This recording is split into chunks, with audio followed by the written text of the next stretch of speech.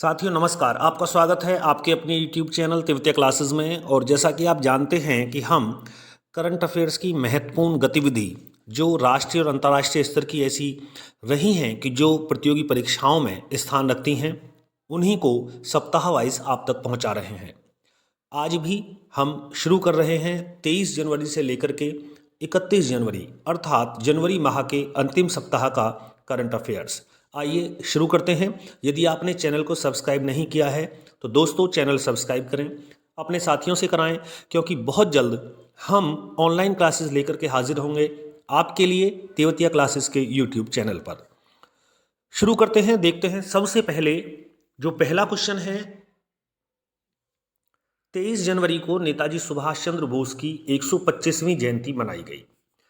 इसे हमने पराक्रम दिवस के रूप में मनाया है। आप याद रखेंगे, पूछ लिया जाता है कि पराक्रम दिवस किस दिन मनाया जाता है, तो हम जवाब देंगे 23 जनवरी को। इसी क्रम में दूसरा प्रश्न है कि पराक्रम दिवस के अवसर पर अर्थात 23 जनवरी को प्रधानमंत्री नरेंद्र मोदी ने इंडिया गेट पर नेताजी सुभाष चंद्र बोस की होलोग्राम प्रतिमा का अनावरण किया। इस स्थान पर जल्द ही स्थापित होगी तो ग्रेनाइट की भव्य प्रतिमा, जिसकी ऊंचाई 28 फीट होगी और चौड़ाई 6 फीट होगी। अर्थात अभी इस स्थान पर केवल एक होलोग्राम प्रतिमा का अनावरण किया गया है।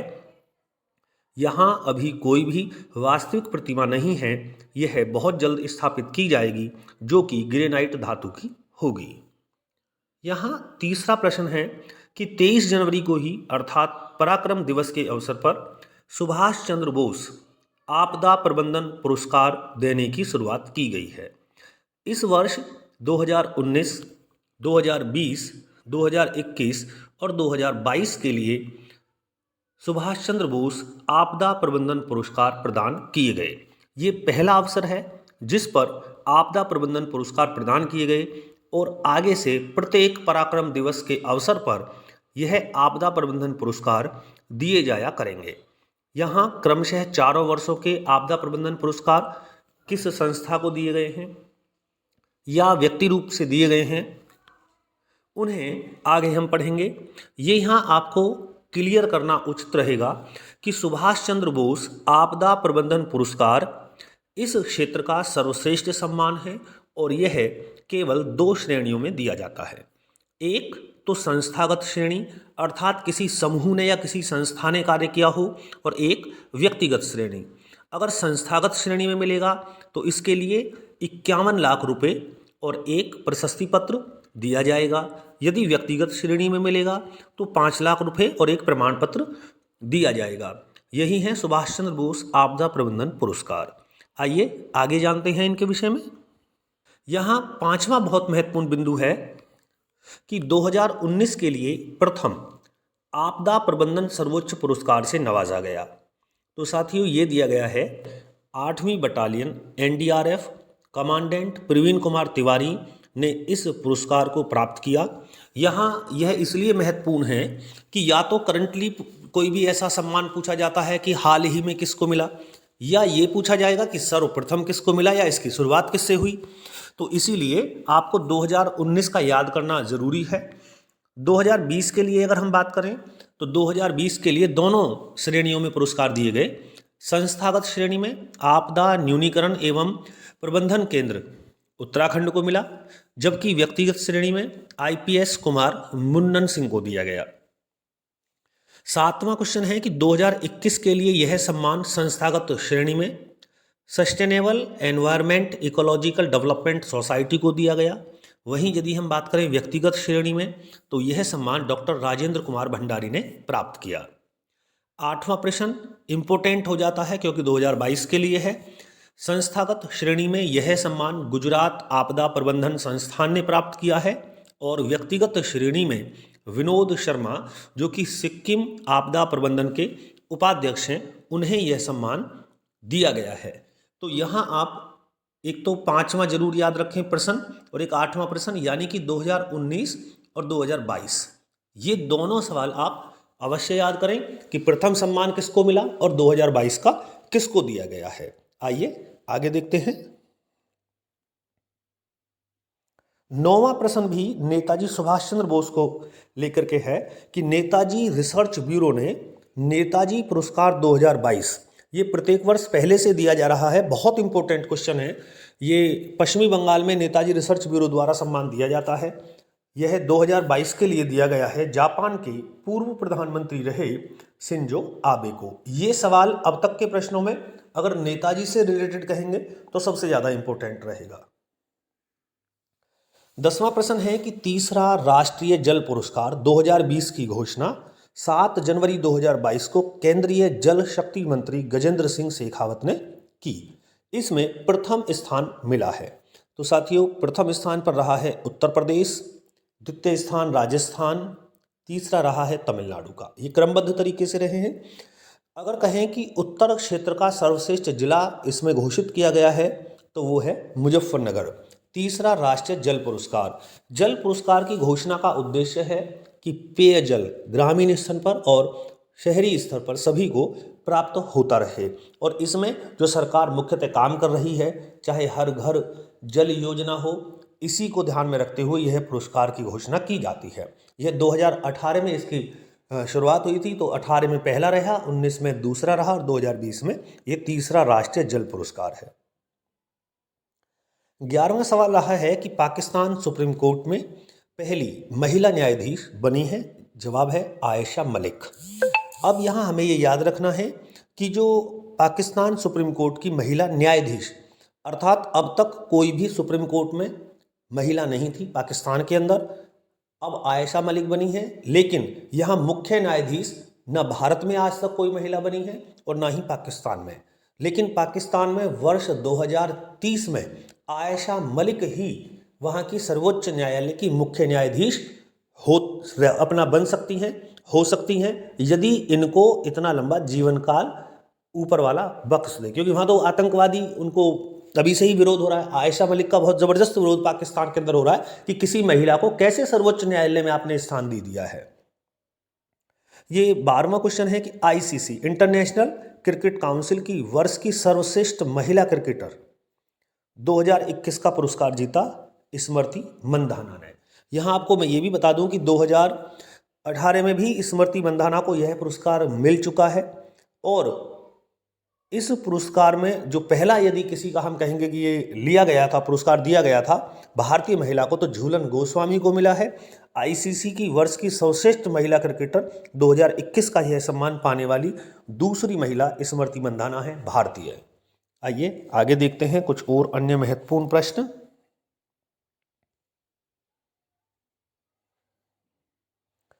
13वां क्वेश्चन देखिएगा, राष्ट्रीय बालिका दिवस यह प्रत्येक वर्ष 24 जनवरी को मनाया जाता है के अवसर पर जम्मू कश्मीर पुलिस ने महिलाओं को 15% आरक्षण की सौगात दी। यदि आप समझ रहे हैं तो उपराज्यपाल मनोज सिन्हा ने, जम्मू कश्मीर के जो उपराज्यपाल हैं वो मनोज सिन्हा हैं, और पुलिस भर्ती में पहली बार महिलाओं को 15% का आरक्षण जम्मू कश्मीर में दिया गया है। कई जगह 20% है, दिल्ली में अब तो लगभग 33% करने जा रहे हैं, और रेलवे पुलिस में इस आरक्षण को 50% तक कर दिया है। लेकिन जम्मू कश्मीर में कोई आरक्षण नहीं था, इसीलिए पहली बार राष्ट्रीय बालिका दिवस पर लड़कियों के लिए 15% का आरक्षण उपराज्यपाल मनोज सिन्हा ने जम्मू कश्मीर में पुलिस की भर्ती में दिया है। 14वां प्रश्न है, भ्रष्टाचार सूचकांक 2021 में भारत का स्थान 85वां रहा है। यह कुल टोटल 180 देशों के सूचकांक जारी किए गए हैं, जिनमें पाकिस्तान 140वें स्थान पर है, बांग्लादेश 147वें स्थान पर है। और साथियों, कई बार पूछ लिया जाता है कि भ्रष्टाचार सूचकांक 2021 या इस सूचकांक को, इस इंडेक्स को कौन जारी करता है, तो नीचे लिखा गया है ट्रांसपेरेंसी इंटरनेशनल। यह एजेंसी है जो सूचकांक को जारी करती है। इसमें भारत का 85वां स्थान है। 15वां क्वेश्चन है, आईआईटी दिल्ली के टेक्सटाइल विभाग ने हर मौसम को सहन करने के लिए एक ऐसे कपड़े का तिरंगा बनाया है जो किसी भी मौसम में ना गलेगा, ना बहुत ज़्यादा ये कि सूख कर फट जाएगा, वो प्रत्येक मौसम को सहन कर सकता है। ये दिल्ली और लद्दाख में अभी ऐसे 2 ही तिरंगे बने हैं, जो एक दिल्ली में लगा है और एक लद्दाख में लगा है। और आईआईटी दिल्ली टेक्सटाइल विभाग अगले 10 माह में भारत के 10 शहरों में ऐसे 10 झंडे लगा देगा। यह काम चल रहा है, 1 माह में 1 झंडा तैयार किया गया है। आइए आगे देखते हैं। बहुत महत्वपूर्ण क्वेश्चन है साथियों सभी। 16वां प्रश्न है कि गणतंत्र दिवस अर्थात 26 जनवरी 2022 के अवसर पर सम्मान जो दिए जाते हैं, जिनमें 4 पद्म विभूषण इस बार दिए गए हैं, 17 पद्म भूषण दिए गए हैं और 107 पद्मश्री दिए गए हैं। ये भारतीय नागरिकता सम्मान के क्रमशः दूसरा, तीसरे और चौथा जो स्थान है उसके पुरस्कार हैं। सर्वोच्च भारत रत्न होता है, दूसरा पद्म विभूषण होता है, तीसरा पद्म भूषण और चौथा पद्म श्री। तो 4 पद्म विभूषण व्यक्ति जो है भारत के जिन्हें घोषित किया गया है, उनमें कल्याण सिंह जनपद बुलंदशहर से हैं और ये उत्तर प्रदेश के मुख्यमंत्री रहे हैं। बिपिन रावत, ये आप जानते हैं कि भारत के प्रथम CDS हैं। राधेश्याम खेमका साहित्यकार हैं और प्रभा अत्रे। इन 4 लोगों को पद्म विभूषण पुरस्कार दिया गया है। पद्म भूषण पुरस्कार पाने वाले यानी कि जो तीसरी कैटेगरी में हैं, उनमें गुरमीत बाबा, स्वामी सच्चिदानंद, सत्य नडेला, बड़ा महत्वपूर्ण नाम है, ये पेपर के लिए इम्पोर्टेंट है। सुंदर पिचाई, ये पेपर के लिए इम्पोर्टेंट है। गुलाम नबी आज़ाद, ये इम्पोर्टेंट है। राजीव महर्षि, साइरस एस पूनावाला, ये इम्पोर्टेंट है, जो कोरोना की दवाई जिन्होंने बनाई है ना, और देवेंद्र झाझरिया, ये इम्पोर्टेंट है। और राशिद खान, प्रतिभा रॉय, कृष्ण एल्ला, माधुरी जाफरी, सुचित्रा एल्ला, संजय राजा, राम नटराजन चंद्रशेखरन, विक्टर बनर्जी और विशिष्ट त्रिपाठी। अगर हम गिनेंगे व्यक्ति तो व्यक्ति बैठेंगे 18, पद्म भूषण है 17। कारण ये है कि ये जो 2 लोग हैं, कृष्णा एल्ला और सुचित्रा एल्ला, इन दोनों को यह सम्मान संयुक्त रूप से अर्थात इन दोनों की जोड़ी को उद्योग क्षेत्र के अंतर्गत दिया गया है। 17 पद्म भूषण है, व्यक्ति 18 हैं। कारण है कृष्ण एला और सुचित्रा एला दोनों एक साथ हैं। ठीक है, तो इनमें जो महत्वपूर्ण नाम तो सब नहीं याद करने हैं, ना याद होते हैं, केवल एक तो सत्य नडेला, सुंदर पिचाई, गुलाम नबी आज़ाद, और गुलाम नबी आज़ाद के बाद साइरस एस पूनावाला, देवेंद्र झाझरिया, ये आपको याद रखना है। आइए आगे देख लेते हैं कुछ क्वेश्चन जो बहुत ही इंपॉर्टेंट सवाल हैं। अच्छी स्लाइड है, तमाम GS अच्छा है। 19वां क्वेश्चन है प्रमुख पद्मश्री। अब प्रमुख पद्मश्री यदि कहें तो 107 पद्मश्री हैं, लेकिन जो इंपॉर्टेंट नाम है उनमें मैंने कुछ लिखे हैं, इनमें भी बहुत कम आपको याद करने हैं, या तो खेल के क्षेत्र से आ जाएगा एक ना एक। देखें आप, शैलभ गुप्ता हैं, रामदयाल शर्मा हैं, ओम प्रकाश गांधी, रघुवेंद्र तंवर, शौकर जानकी, फैसल अली डार, सेठ पाल सिंह, आदित्य प्रसाद दास, सोनू निगम, वांगचुक भूटिया, केसी नटराजन, हर मोहिंदर सिंह बेदी, दुर्गा बाई व्योम, शीशराम, बालाजी तांबे, सुबान्ना अयप्पन, ललित वकील, अवनी लेखरा, आचार्य चंदना, खलीलधन तेजवी और विद्या बिंदु सिंह। इन दोनों को आप जरूर याद करें, इन पे विशेष ध्यान आपका होना चाहिए। सोनू निगम और वांगचुक भूटिया, ये दोनों आपको याद होने चाहिए। आइए आगे देख लेते हैं। 20वां महत्वपूर्ण क्वेश्चन है, भारतीय गणतंत्र दिवस पर 4 राजपूताना राइफल्स द्वारा परम विशिष्ट सेवा पदक दिया गया। वेरी इंपॉर्टेंट क्वेश्चन मैं आज इसको कहूँगा 20वें क्वेश्चन को। ये है नीरज चोपड़ा, जो भाला फेंक में ओलंपिक स्वर्ण पदक जीत के आए थे। बहुत सम्मान देश ने दिया है। नीरज चोपड़ा अब देश का बेटा है और इसको राजपूताना राइफल्स ने, सूबेदार है ये आर्मी में, तो परम विशिष्ट सेवा पदक भी दे दिया है। ये एक और उपलब्धि इनके नाम में जुड़ी है। 21वां प्रश्न है कि 1964 के ओलंपिक स्वर्ण पदक विजेता हॉकी कप्तान जिनका निधन हुआ है, चरणजीत। 22वां क्वेश्चन है, 2022 के शुरू होने के साथ ही जनवरी माह में 6ठी बार मिसाइल का परीक्षण किया उत्तरी कोरिया ने। ये 6ठा परीक्षण यहाँ उत्तरी कोरिया का लिखा गया है। अभी स्लाइड पूरी नहीं है, आप GS देखिएगा और भी आगे आएगा, 7वां भी आ जाएगा, क्योंकि ये जो न्यूज़ है वो पहले आ गई थी और लास्ट 31 जनवरी को एक और नई आई है, तो ये क्रमबद्ध तरीके से GS लिया गया है। यहाँ 6ठा परीक्षण है उत्तरी कोरिया का, 7वां परीक्षण आप इसी करंट अफेयर्स की GS में पढ़ लेंगे। 7वां है कि भारत मध्य एशिया के पहले शिखर सम्मेलन को मोदी ने संबोधित किया और क्या प्रस्ताव रखा। तो मध्य एशिया में जैसे कि आपका कजाकिस्तान है, किर्गिस्तान है और तजाकिस्तान है, इस प्रकार के जो देश हैं उनके साथ में 30 वर्ष के लिए सहयोग का एजेंडा रखा है कि अगले 30 वर्ष तक भारत और तमाम मध्य एशिया के देश एक साथ मिलकर कई बिंदुओं पर समझौता किया है, आगे बढ़ेंगे। आइए आगे देखते हैं कुछ सवाल और। 24वां बिंदु है, महिलाओं के हिजाब पहनने पर रोक लगाने के कारण चर्चा में आ गया। जवाब है महिला कॉलेज, जिला उडुपी, कर्नाटक। काफ़ी विवाद इस पे चल रहा है, डेली अभी भी अखबार के माध्यम से खबरें आ रही हैं। तो कर्नाटक का ये पहला कॉलेज होगा जिसने महिलाओं के हिजाब पहनने पर रोक लगाई है। 25वां क्वेश्चन आप पढ़ेंगे, एयर इंडिया विमानन कंपनी को अपने अधिकार में ले लिया टाटा ग्रुप ने। यह है भारत सरकार की एयर इंडिया, जिसको बेच दिया गया है, इसे खरीदा है टाटा ग्रुप ने और अधिकार में अब ले लिया गया है। इसके लिए विशेष जानकारी मैं आपको यहाँ बताना चाहूँगा। टाटा ग्रुप ने 1932 में टाटा एयरलाइंस के नाम से इसकी स्थापना की थी।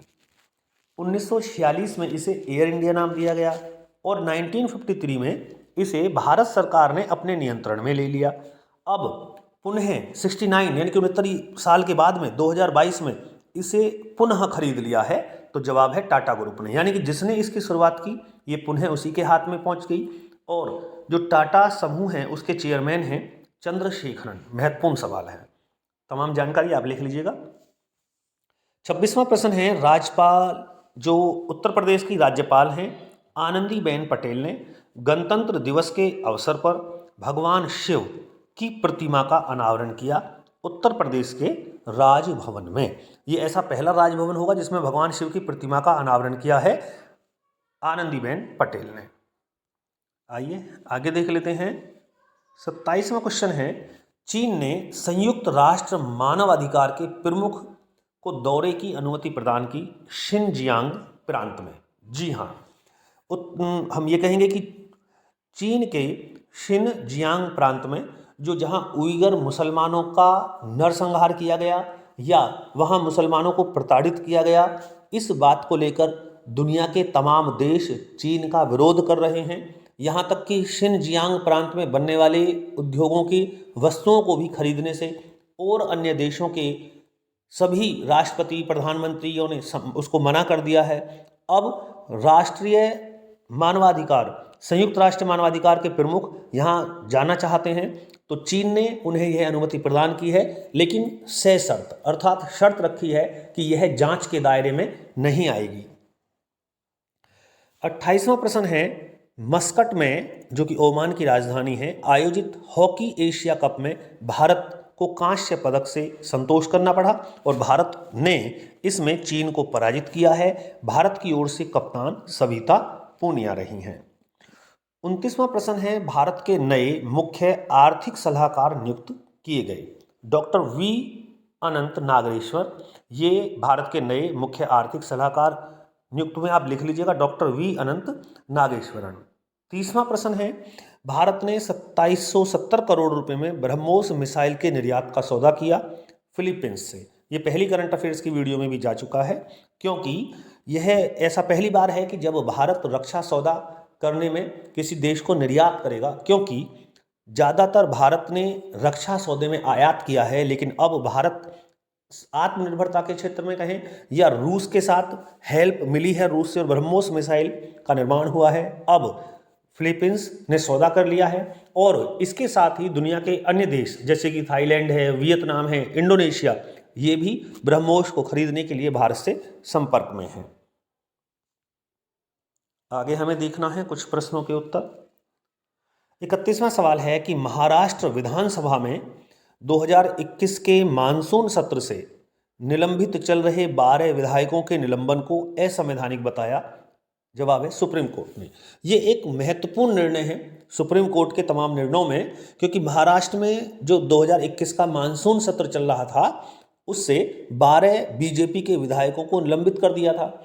अब इतना लंबा तो निलंबन नहीं होता है, 1 साल होने जा रहा है, 1 साल तक सस्पेंशन का ऑर्डर दिया, तो इसको असंवैधानिक मानते हुए सुप्रीम कोर्ट ने निर्णय दिया कि केवल 1 सत्र के लिए ही किसी भी विधायक को निलंबित अर्थात सस्पेंड किया जा सकता है। अगले सत्र में वह उस सदन में बैठेगा, भाग लेगा अन्य किसी भी सत्र में। इसको असंवैधानिक बताया। ये महत्वपूर्ण निर्णय है। इससे तमाम भारत के सदन के जो पीठासीन हैं उन्हें ये जानकारी और उन्हें ये अधिकार जो है मिल जाएगा कि वो केवल 1 सत्र के लिए ही किसी को सस्पेंड करें, ना कि पूरे वर्ष के लिए। 32वां प्रश्न है कि भारत सरकार पर जासूसी सॉफ्टवेयर पेगासस, काफी हल्ला मचा हुआ है, इजराइल से खरीदने का आरोप लगाया न्यूयॉर्क टाइम्स पेपर ने। आपकी जानकारी के लिए बता दें कि पेगासस एक सॉफ्टवेयर, जासूसी सॉफ्टवेयर है जिसे रक्षा के लिए भी इस्तेमाल किया जा सकता है, परंतु इसका दुरुपयोग भी हो सकता है। अब यहाँ जो भारतीय विपक्ष है, अन्य नेता हैं, वो ये कह रहे हैं कि भारत सरकार ने इसका मिसयूज़ किया है, इससे जासूसी कराई गई है लोगों की, चाहे वो जजेस हों, चाहे वो प्रशासनिक अधिकारी हों, चाहे वो विपक्ष के नेता हों। तो आखिर ये सॉफ्टवेयर आया कहाँ से? तो न्यूयॉर्क टाइम्स पेपर ने यह खुलासा किया कि भारत सरकार ने इसे इजराइल से खरीदा है। 33वां प्रश्न है कि 73वें गणतंत्र दिवस समारोह का समापन 29 जनवरी को किया गया Vijay Chowk beating the retreat के नाम से। ये होता है हर वर्ष। अब यह विजय चौक पे हुआ। यहाँ इसमें कुछ परिवर्तन हुआ है कि पहली बार आपको ये भी यहाँ देखने को मिलेगा कि जो विजय चौक पे धुन बजाई जाती थी वो पहले अंग्रेजी लेखकों के गीतों की होती थी, लेकिन अब उन्हें बदल दिया गया है, शायद आगे प्रश्न आए। पहली बार रेल यातायात के माध्यम से पहली सवारी गाड़ी और मालगाड़ी पहुंची हैं, तो यह पहुंची हैं पूर्वोत्तर राज्य मणिपुर में, जिसकी राजधानी इम्फॉल है। आइए आगे देखते हैं। क्वेश्चन नंबर 35 यहाँ आ गया है, जिसका मैं जिक्र कर रहा था कि बीटिंग द रिट्रीट अवसर पर महात्मा गांधी की पसंदीदा धुन एबाइड विद मी, जिसके राइटर स्कॉटलैंड के हेनरी फ्रांसिस लिटे हैं, धुन को अब नहीं बजाया गया है। ऐसा पहली बार हुआ है कि विजय चौक पर एबाइड विद मी धुन नहीं बजी है। इसके स्थान पर ए मेरे वतन के लोगों, हिंद की सेना जैसे गीतों को शामिल किया गया, क्योंकि भारत 75वें स्वतंत्रता दिवस के उपलक्ष्य में अमृत महोत्सव मना रहा है। 36वां प्रश्न है ऑस्ट्रेलियन ओपन खिताब एशले बार्टी ऑस्ट्रेलिया ने जीता है अमेरिका की डेनियल कॉलिंस को हराकर। यह महत्वपूर्ण क्वेश्चन है कि एशले बार्टी ने 44 वर्ष बाद ऑस्ट्रेलिया की हैं ऑस्ट्रेलियन ओपन जीता, यह अमेरिका के डेनियल कॉलिंस को हराकर। आप नोट कर लीजिएगा, इंपॉर्टेंट नहीं है, पेपर में आएगा, आप ध्यान रखें। 37वां प्रश्न है कि महाराष्ट्र में 100 औद्योगिक इकाइयों पर अर्थात इंडस्ट्रियों पर 186 करोड़ रुपए का जुर्माना लगाया है राष्ट्रीय हरित अधिकरण ने, जिसे हम एनजीटी बोलते हैं, नेशनल ग्रीन ट्रिब्यूनल, जिसके अध्यक्ष या कहें न्याय जो इसके जस्टिस हैं वो आदर्श कुमार गोयल हैं। ये आप ध्यान रखेंगे। आगे देख लेते हैं। 38वां प्रश्न है इटली में राष्ट्रपति चुनाव में पुनः राष्ट्रपति पद के लिए निर्वाचित किया गया है। जवाब है सर्गियो माटारेला को। ये अभी इटली के राष्ट्रपति थे और अब पुनः इटली के राष्ट्रपति माटारेला बने हैं। 39 राजनयिक संबंधों के 30 वर्ष पूरे होने पर इजराइल के प्रधानमंत्री नफ्ताली बेनेट ने एक दूसरे के प्रति गहरी प्रतिबद्धता का धन्यवाद दिया प्रधानमंत्री नरेंद्र मोदी को। अर्थात भारत और इजराइल के बीच जो मित्रता की भावना है, जो समझौते हुए हैं, वो उन्हें आज 30 वर्ष पूरे हो गए हैं जनवरी में। 40वां प्रश्न है कि उत्तर कोरिया ने 2017 के बाद पहली बार सबसे लंबी दूरी अर्थात 2000 किलोमीटर की बैलिस्टिक मिसाइल का परीक्षण किया। अब मैं अभी आपको बता रहा था कि हमने इसी करंट वीडियो में पहले पढ़ा था कि उत्तरी कोरिया ने 6ठा परीक्षण किया। यह जनवरी में 7वां परीक्षण है। जहां जितनी हम रोक लगा रहे हैं इन रसायन के हथियारों पर या कह सकते हैं कि ऐसी मिसाइल्स पर, वहीं उत्तरी कोरिया बार बार चौंका रहा है नए नए प्रयोग करके। यह 2000 किलोमीटर की बैलिस्टिक मिसाइल का सफर सबसे लंबी दूरी का उसने परीक्षण किया है। यह जनवरी 2022 में किया गया है, 7वां परीक्षण है। 41वां क्वेश्चन है 30 जनवरी को महात्मा गांधी की 74वीं पुण्यतिथि पर उन्हें प्रधानमंत्री मोदी ने श्रद्धांजलि दी राजघाट पर। राजघाट दिल्ली में महात्मा गांधी की समाधि है और 30 जनवरी को महात्मा गांधी को नाथूराम गोडसे ने दिल्ली में गोली मारी थी। इसी दिन को भारत का शहीद दिवस भी कहा जाता है, शहीद दिवस के रूप में भी मनाया जाता है। आगे देख लीजिएगा, यह अंतिम स्लाइड है। इंडिया गेट की तर्ज पर महत्वपूर्ण क्वेश्चन है। अब छत्तीसगढ़ में भी अमर जवान ज्योति जलाई जाएगी और इंडिया गेट की तर्ज पर ही शहीदों को याद करने के लिए स्मारक बनेगा। यह सा पहला राज्य जो ये काम कर रहा है वो छत्तीसगढ़ है। आपकी जानकारी के लिए यहाँ बता दें कि लगातार सन 1971 के बाद में इंडिया गेट पर जवान ज्योति जल रही थी। इसको नरेंद्र मोदी की सरकार ने वहाँ से हटा करके जो राष्ट्रीय युद्ध स्मारक वार मेमोरियल बना है उसकी ज्योति में मिला दिया है। आप ये कह सकते हैं कि अब इंडिया गेट पर यह ज्योति नहीं जल रही है। अब इस पे मैं ज़्यादा नहीं बोलना चाहूँगा, लेकिन छत्तीसगढ़ ऐसा राज्य है कि जहाँ बिल्कुल इंडिया गेट की तर्ज पर ऐसा ही इंडिया गेट छोटा सा बनेगा, एक स्मारक बनेगा और वहाँ ज्योति जलाई जाएगी। 43वां क्वेश्चन है, वर्ष के पहले ग्रैंड स्लैम, वही जो अभी एशले बार्टली ऑस्ट्रेलिया ने जीता, वो यहाँ पुरुषों में है। ऑस्ट्रेलियन ओपन को जीतकर सर्वाधिक पुरुष सिंगल्स ग्रैंड स्लैम जीतने वाले खिलाड़ी बने राफेल नडाल, जो स्पेन के हैं। इन्होंने रूस के डेनिल मेदवेदेव को हराया है। कई बार उपविजेता पूछ लेते हैं तो इसलिए उपविजेता यहाँ लिखा गया है। आप दोनों ही याद करेंगे, लड़कियों में एशले बार्टी को याद करेंगे और राफेल नडाल को पुरुषों में। अंतिम प्रश्न है कि LIC लाइफ इंश्योरेंस कॉर्पोरेशन के चेयरमैन जो है MR कुमार का विस्तार दोबारा से किया गया है सेवा में 1 वर्ष के लिए, यानी कि 2 बार समय आ चुका है इनके रिटायरमेंट का, लेकिन बार बार सरकार इन्हें सेवा विस्तार दे रही है। पुनः अर्थात दोबारा 1 वर्ष के लिए इन्हें ही LIC का चेयरमैन नियुक्त किया गया है। ये जनवरी के महत्वपूर्ण करंट अफेयर्स के क्वेश्चन हैं साथियों, इन्हें कॉपी पे नोट कर लीजिएगा। तमाम PDF जनवरी की आपको प्रोवाइड मैं करा दूंगा। आपके सहयोग की बहुत आवश्यकता है। चैनल को सब्सक्राइब करें, अपने दोस्तों को वीडियो शेयर कर दीजिएगा, लाइक ज़रूर करें और आपका कमेंट्स भी मुझे बहुत ज़रूर चाहिए, आप कमेंट्स कर दीजिएगा। धन्यवाद।